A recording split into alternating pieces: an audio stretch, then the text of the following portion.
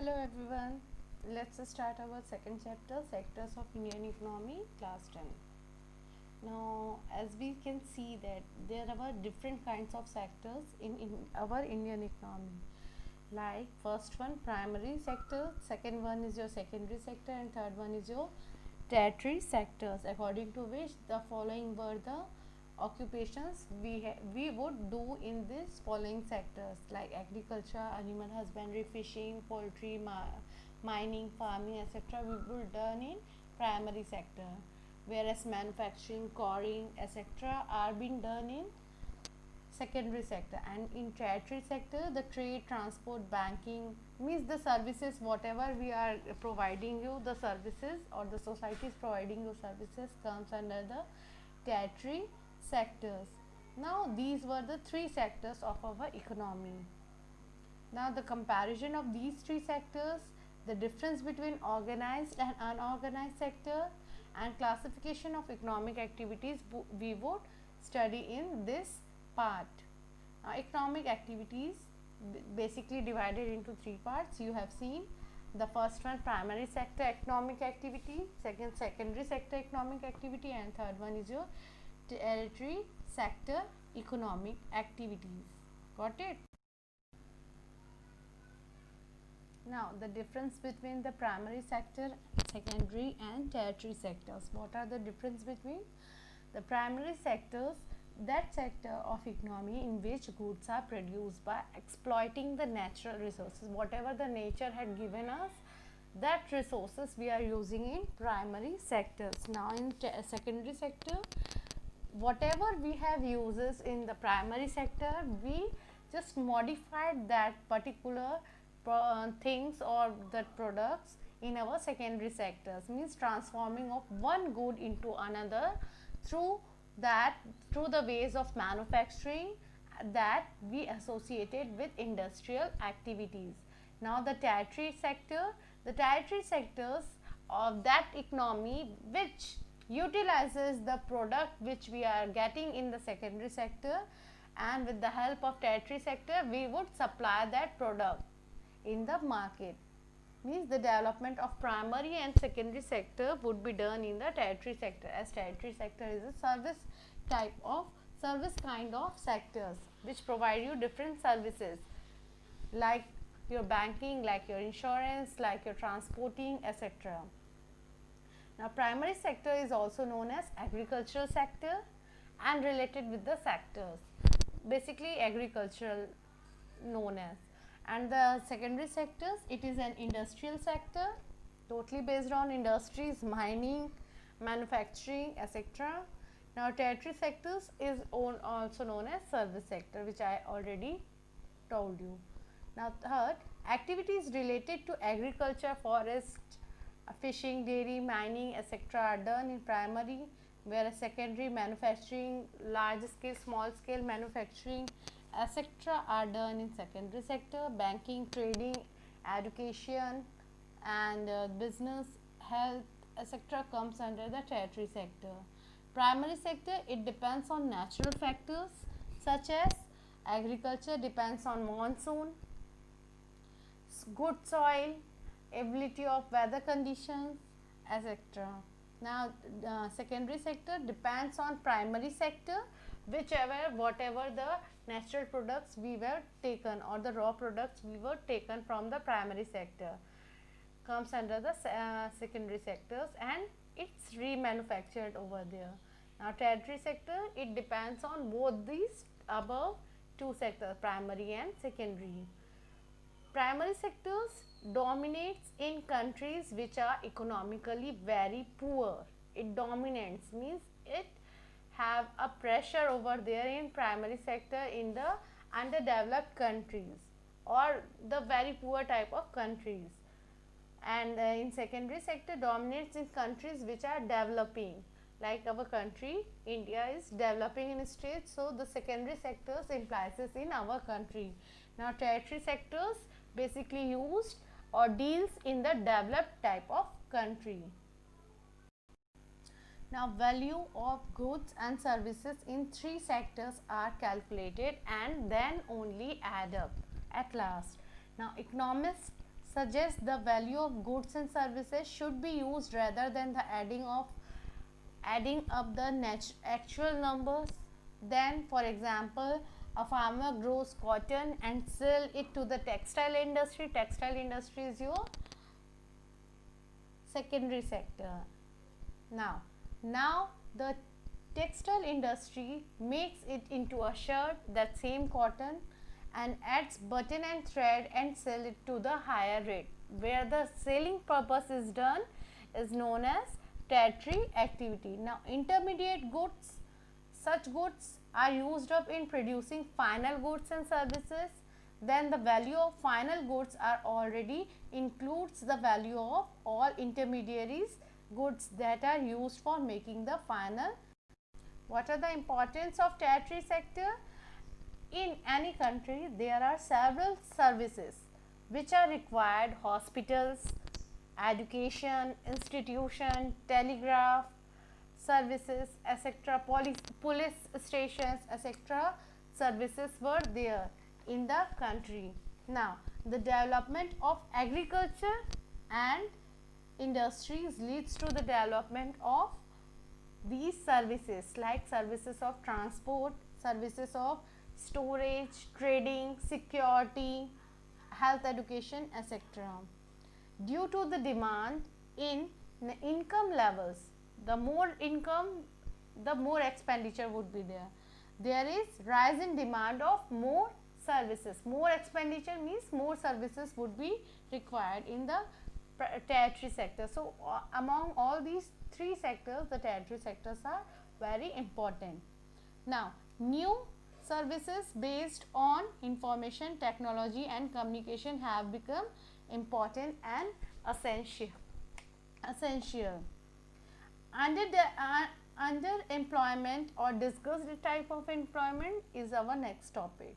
Now in that, underemployment means the person who are skilled but not having an employment opportunity, and disgust, these were the two same thing, same meaning, but having a two different word: underemployment, or we can say as disgust employment, where when more number of peoples are working than in needed. Means like in a class you required only one teacher to teach at least 20 students, but if there is 20 teachers and 20 students, means the number of teachers would be excess and it is not required in that particular situation. So same as we can say as underemployment means the number of working people is needed less, but we are having the more number of persons. So this is known as underdevelopment or disgust in unemployment situation. Where these types of situation would be rises in rural areas or in urban areas. How rural area? In rural area all the family members are working in the same field, agricultural field, the whether the mother, father, grandparents, etc. are working on the same field. Now this means that even if we remove a lot of people from that particular area, agricultural sector, and provide them work somewhere else and sending them to somewhere else, the agriculture production would not be affected. If we take some few of the grandparents out of that family field, it would not be affected very well. Now in urban areas how it would be taken? There are thousands of casual workers. Casual workers we can see roaming here and there in the services sectors who search for daily employment. Many of them do not find work every day. Many of them are jobless. Now there are many others like rickshaw pullers or cart purchaser on the street selling the some things, street vendors, where they may spend the whole day but earn very little amount of money or income. Some government policies are there to promote these all underemployment person or employment opportunities, like banks. Banks can provide you the loan facility to construct in a rural area to construct the agriculture, to purchase machinery, to purchase the pesticides and etc. things, to irrigate their lands. And whereas dam construction would be given by the government, will provide employment opportunities, as well as irrigation. It's also beneficial for irrigation purpose.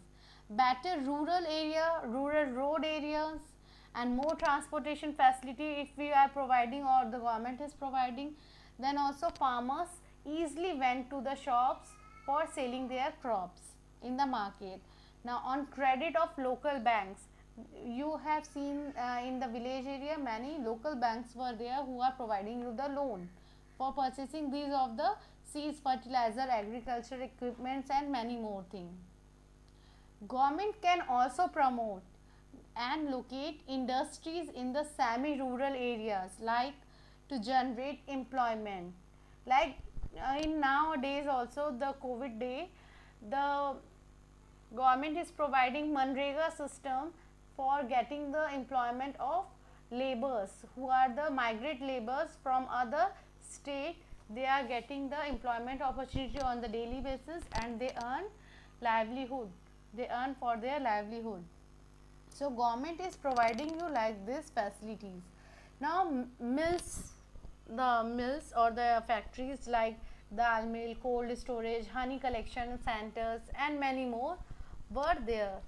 More schools led the employment to teachers, builders, peons and staffs. If the government is opening more and more schools, these all members would get the proper employment opportunity, as well as the students would get the education facilities for their higher education.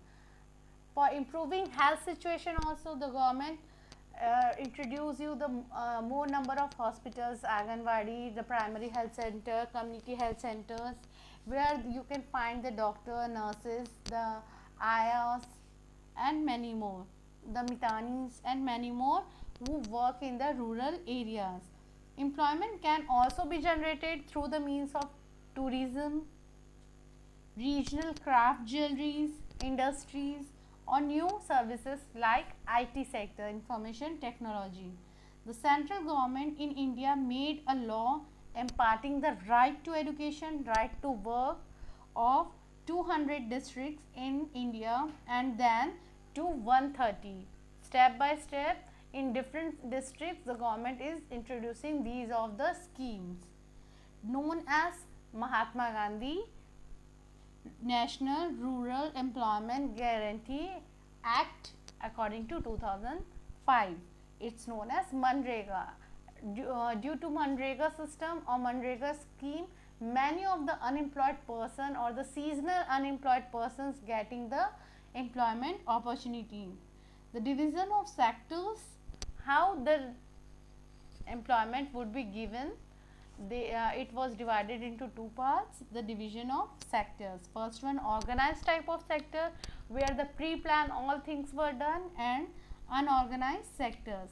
In organized sectors, the term of employment regular, it's a term of employment in on a regular basis.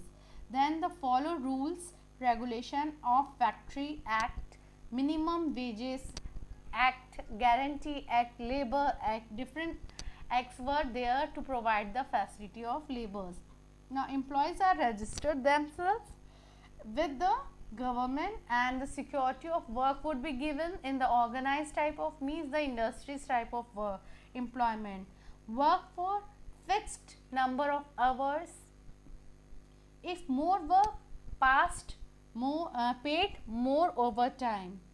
Get benefits like paid leave, payment during the holidays, provident fund, insurance, guarantees, house allowances and many more. Get medical benefits, drinking water, safe in working environment. You can find in organized type of sectors where the people are working. And unorganized means the small secreted units outside the control of government. It is not controlled by government, it is totally on the based on private sectors. Now rules and regulations are basically not being followed. Jobs are low paid, low income, low paid, and more work would be there, and it's generally not often and regular. No provision for overtime, no provision for paid leave, holidays, leave due to sickness.